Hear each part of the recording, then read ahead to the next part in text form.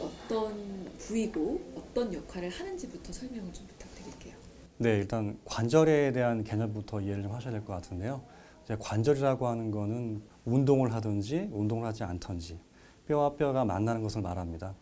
특히나 이제 우리가 이제 관절마다 다 이름이 붙어 있는데요. 일반적으로 우리 서해부 쪽, 사타구니 안쪽에 있는 관절, 즉 넓적다리 뼈하고 골반뼈가 만나서 이루는 관절을 특히 고관절이라고 부릅니다. 그 고관절의 가장 중요한 역할은 척추와 더불어서 우리 몸의 기둥입니다. 그래서 체중을 지지해서 기립 상태를 유지해주고 정상 보행을 할게 만들어주는 중요한 관절이라고 하겠습니다.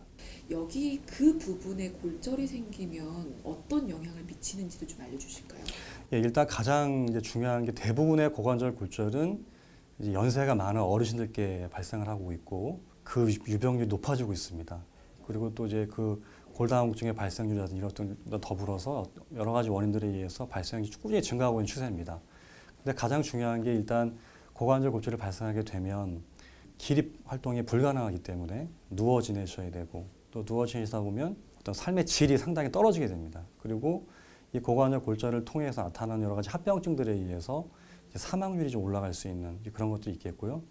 또한 사회 경제적으로도 굉장히 큰 부담이 됩니다. 이게 환자가 늘어나게 될수록 그런 치료 비용이라든지 또 예방 비용이라든지 재활 비용 이런 것들이 상당히 늘어나기 때문에 우리 가게에도 상당히 부담이 되고요. 우리 국가적으로 상당히 부담이 되는 그런 상황입니다.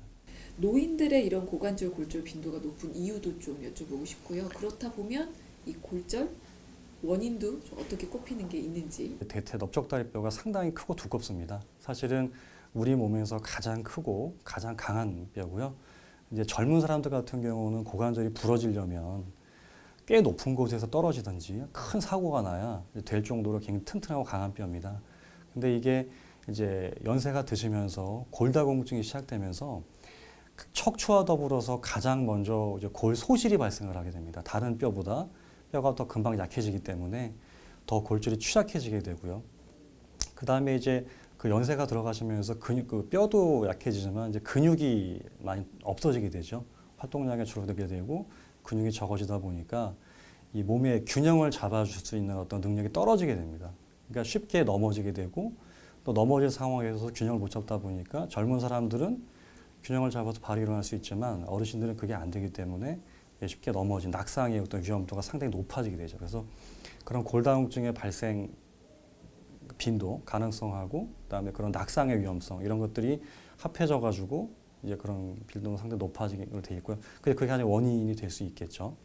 근데 사실 남성보다 여성에게 네. 또 골다공증 빈도가 높잖아요. 그러면 이 고관절 골절도 여성에게서 좀 더 자주 나타날 수 있을까요? 그렇습니다. 여성이 빈도가 훨씬 높고요. 제가 임상에서도 보면 여성분들이 한 3대 1 정도로 상당히 많습니다. 이제 그 이유를 생각해 보면 여성 호르몬하고도 관계가 돼 있고요. 여성 이제 폐경 이후에 골다공증이 증가하기 때문에 그 여성 호르몬 자체가 뼈 건강을 유지하는 데 상당히 중요합니다. 근데 이제 그런 것들이 폐경 후에 이제 발현되지 않음으로써 뼈 건강이 나빠지게 되고 또 하나는 근육량의 차이가 있습니다. 여성분들이 남성분들보다는 아무래도 근육량이 적고 그렇기 때문에 낙상에 취약합니다. 그 두 가지 요소가 있기 때문에 여성분들이 상당히 많이 더 발생한다고 되어 있고 저희 임상 현장에서도 그걸 좀 느끼고 있습니다. 고관절 골절의 고위험군 하면 노인과 여성을 좀 꼽을 수가 있겠네요. 예, 지금 그렇습니다. 그리고 이제 뼈 다른 인자 꼽자고 하면 이제 좀 비만이신 분들도 가능성이 좀 있고요. 그 다음에 이제 평소에 이제 어지럼증을 잘 호소하시는 분들, 어지럼증 호소하시게 되면 아무래도 좀 균형 감각이 떨어지게 되고 넘어질 가능성이 높아지거든요. 그것도 하나의 원인이 될 수 있고요.